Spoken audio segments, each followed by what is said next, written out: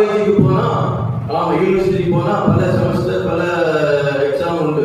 ஆனா உங்களுக்கும் எனக்கும் ஆண்டவரால் அழைக்கப்பட்ட ஆண்டவரால் தெரிந்து கொள்ளப்பட்ட பிள்ளைகளுக்கு ஒரே ஒரு எக்ஸாம். என்ன எக்ஸாம்?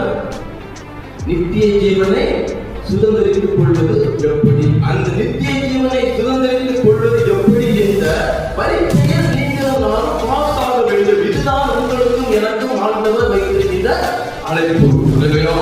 இந்த அழைப்பு நீங்கள் நான் நல்ல போராட்டத்தை போராடியே விசுவாசத்தை காத்துக்கொண்டே இது முதலாக நீதியின் கிரீடம் வைக்கப்பட்டது. அந்த நீதியின் கிரீடம், ஜீவ கிரீடம், மகிமையின் கிரீடம், பயிற்சி கிரீடம், வழிபாடு கிரீடம், ராஜ கிரீடத்தை நீங்கள் நான் சுதந்திரித்துக் கொள்வதற்காகத்தான் இந்த ஜீவனை பயன்படுத்த வேண்டும். ஆவி ஆத்ம சரீரத்தை பயன்படுத்த வேண்டும்.